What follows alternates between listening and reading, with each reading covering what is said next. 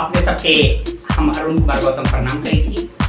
आज हम सुना रही अपने सबके अपन लिखल बहुत चर्चित गीत पटना में पिया जी मकान हमरा चाहिए।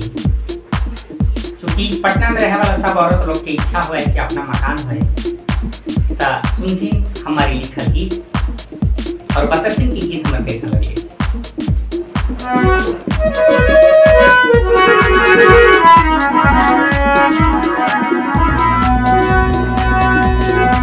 पिया 16 सिंगार के सामान हमरा चाहिए।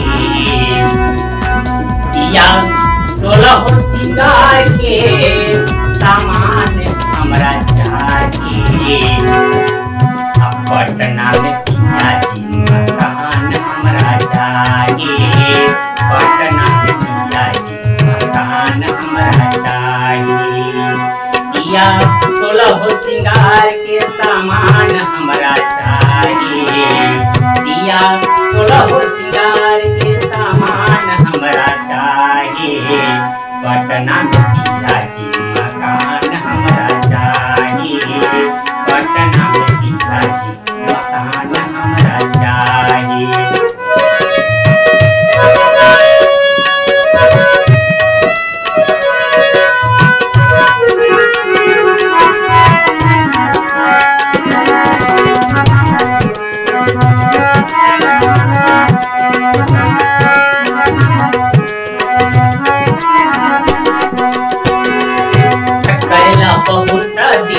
नौकरी परदेश में भेजला बहुत कुछ लिख के सनेश में।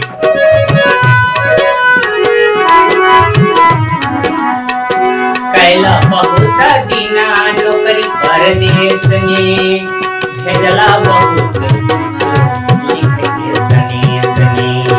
तके तना कमैला परमान हमरा चाहिए। केतना कमैला परमान हमरा चाहिए।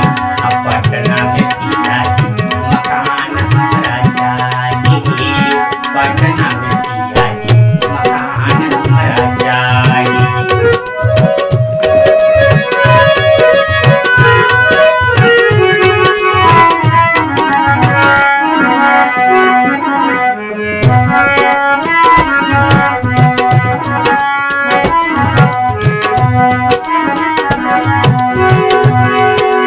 अपना रखाम घरे दूसरा के डेरा महंगा किराया के रहबन तेरा।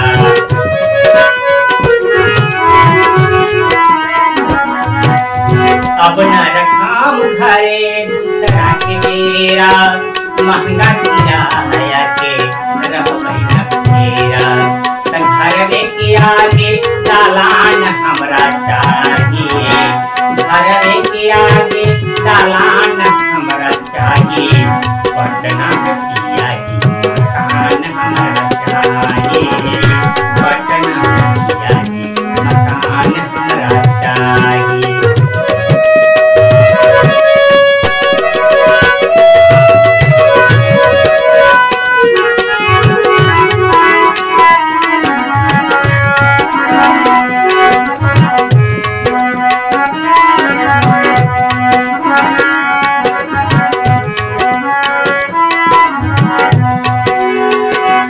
अबले कीन देला गहना बताव बहुत कुछ कैला है कीन के दिखाव।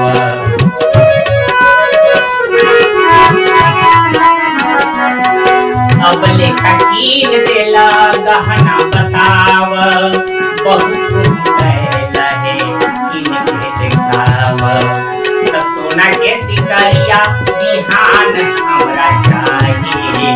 सोना के सिकरिया बिहान हमरा चाहिए। पटना में पिया जी मकान हमरा चाहिए। पटना में पिया जी मकान हमरा चाहिए।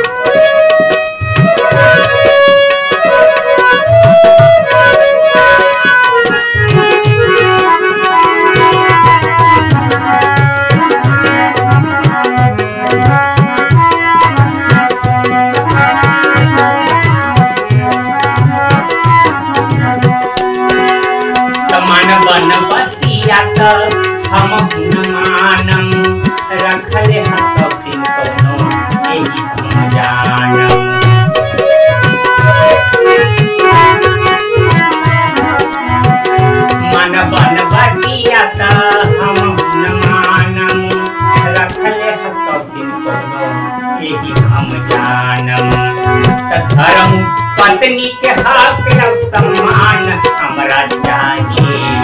धर्म पत्नी के हक और सम्मान हमरा चाहिए। पटना में पिया जी मकान हमरा चाहिए। पटना में पिया जी मकान हमरा चाहिए। पिया 16 श्रृंगार के सामान हमरा चाहिए। पिया 16 श्रृंगार के सामान हमरा चाहिए। पटना में पिया जी मकान हमरा चाहिए। पटना में पिया जी मकान हमरा चाहिए। पटना में पिया जी मकान हमरा चाहिए। अपने सबके हम प्रणाम करी थी। अपने सब हमारे गीत के वीडियो देखते हथिन, गीत सुनते हथिन, तो लाइक करता थी और कमेंट करके बताते कि गीत कैसा लगले से, और फिर अपना यार दोस्त में सखी सलेहर के बीच शेयर करता थी फेसबुक पर, व्हाट्सएप पर, और फिर हमारे चैनल के सब्सक्राइब करता थी। प्रणाम।